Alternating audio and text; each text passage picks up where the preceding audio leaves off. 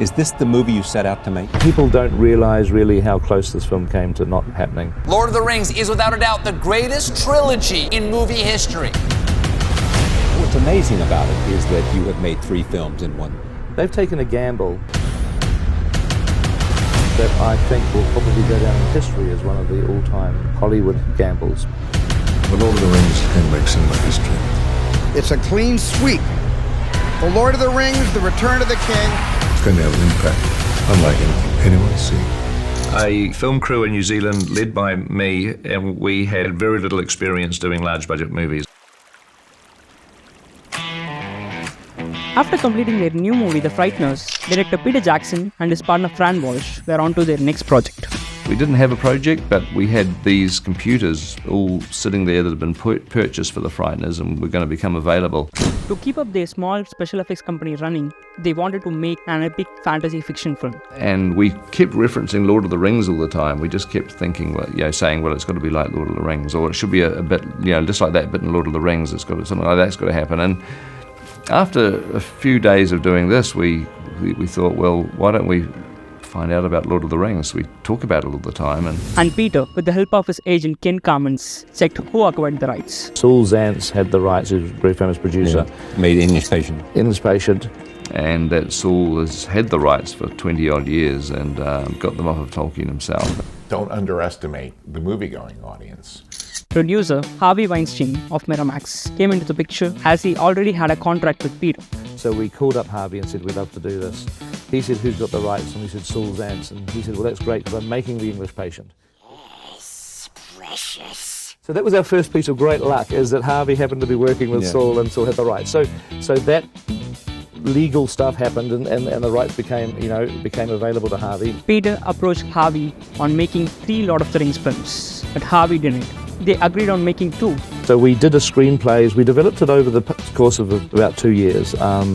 At the same time as writing the scripts, Miramax were also putting a lot of money into basically pre-production on the film. We hired a team of 30 or 40 people. We were designing the movie, we were location scouting, we had visual effects being done, we had monsters being made, computer work was happening.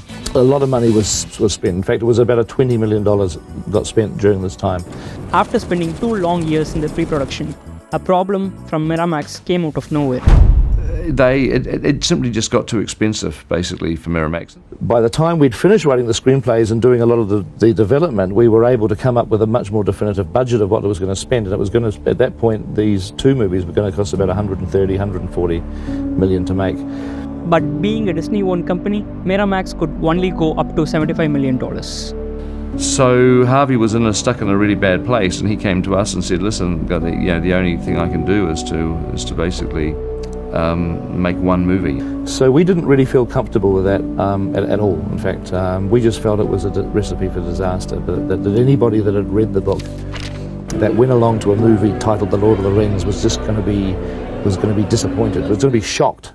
So at that point, we literally walked away from the project and we said to Harvey, we can't be involved in this anymore. And we'd been on it for 2 years. So basically, we were said no to the 1 movie thing, and we were being thrown off the project. And Harvey was going to find someone else to make the 1 movie version. And we got on the plane back to New Zealand. It's like a 20-hour flight, and we felt now that we'd come to the end of The Lord of the Rings. The whole story has happened to be a real tragedy, but Disney had other plans. And our agent, Ken Carmans, in the meantime, while we were flying that 20 hours back to New Zealand, he had called Harvey and he said, look, Peter and Fran, who's my partner, they've been working on this for 2 years, Harvey. You've got to give them at least a chance to take this somewhere else. If you can't do it, there may be someone who can. Harvey said, okay, there's 2 conditions. One, it's got to be the 2 films. Somebody's got to agree to do 2 films, because I'm offering to do 1, so somebody's got to agree to the 2. The second condition is if somebody wants to do it, they've got to 4 weeks from now to write me a $20 million check. So we were now faced with the job of having to go to LA, to Hollywood, and try and convince somebody to write Harvey a $20 million check and finance 2 Lord of the Rings movies. So we arrived in New Zealand with this news, and we had 4 weeks. So we decided to make a documentary. And so for the first week of our 4, we got a video team in, We interviewed ourselves, you know, talking about the Lord of the Rings. It was like a making of the Lord of the Rings. Yeah, that's what I said. Before it got made, you know. Right. But the interesting thing with that tape is that we're all trying to sit there and be really positive and confident. And I'm being interviewed and I'm saying, you know, the most wonderful thing about Tolkien's story is that, but we're all dying inside. After sending the 35-minute documentary to their agent Ken Cummins, and by the time we arrive in LA, our agent has gone through every studio, every producer who could possibly raise money, and he's virtually been turned down by everybody, even without seeing the tape, without meeting us. People just say, no, we don't want to do it. You know, Lord of the Rings, 2 movies, $20 million check to Harvey. No. There were only 2 people who wanted to even meet with us. Everyone else had passed.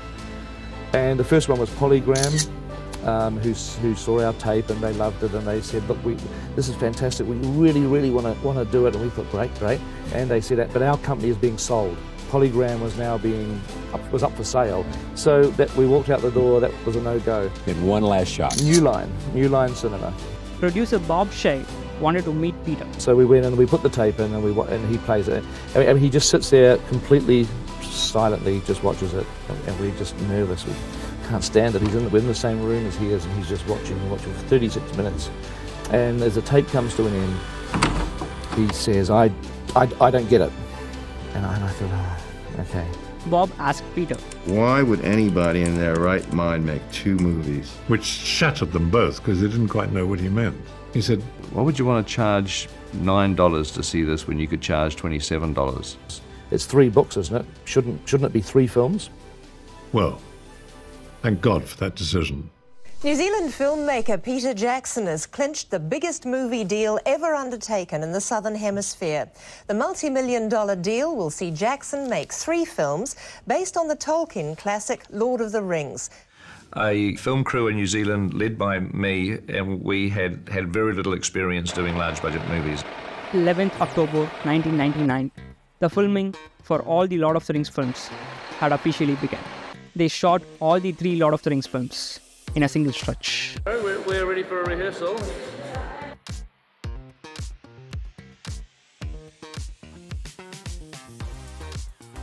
We did scale tests in pre-production, and we basically staged shoots where we picked scenes from the inside of the prancing pony. We had big sets and small sets, so we had the different scales. One of the first things that Peter came to us with was these still photos to show us what he was thinking in terms of framings.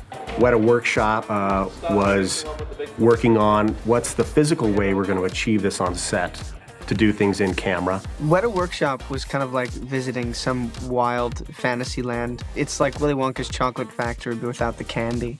I think Richard made over 45,000 different items for the film, including the miniatures and the prosthetics. And WETA Digital was working on how are we going to be able to shoot elements that we can later manipulate.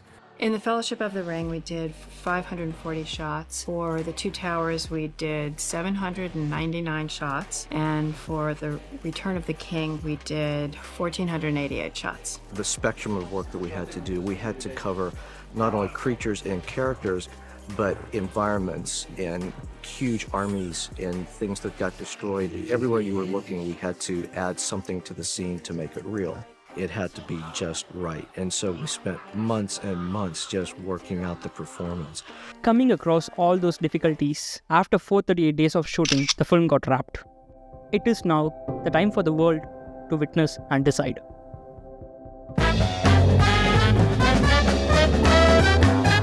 Join us on the red carpet.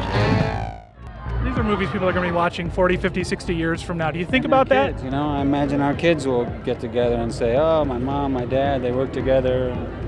I think there's going to be that kind of legacy, and I think these movies will live on for a long time. 3 films got released sequentially in the years 2001, 2 and 3 and got some incredible response from the audience and some fantastic reviews from the critics. And that came the season of awards. People don't realize really how close this film came to not happening. And the Oscar goes to Grant Major for Lord of the Rings. Richard Taylor and Peter King for The Lord of the Rings, The Return of the King. They've taken a gamble that I think will probably go down in history as one of the all-time Hollywood gambles. And the Oscar goes to James Selkirk for The Lord of the Rings, Return of the King. Jim Rigel, Joe Letteri, Randall William Cook, and Alex Funke for Lord of the Rings, The Return of the King. Our agent has gone through every studio, every producer who could possibly raise money, and he's virtually been turned down by everybody, even without seeing the tape, without meeting us. People just say, no, we don't want to do it. You know, Lord of the Rings, 2 movies, $20 million check to Harvey. No. Fran Walsh, Philippa Boyens, Peter Jackson for Lord of the Rings. Peter Jackson, Lord of the Rings. And the Oscar goes to... It's a clean sweep. For Lord of the Rings, The Return of the King, Barry M. Osborne, Peter Jackson, and Fran Walsh producer.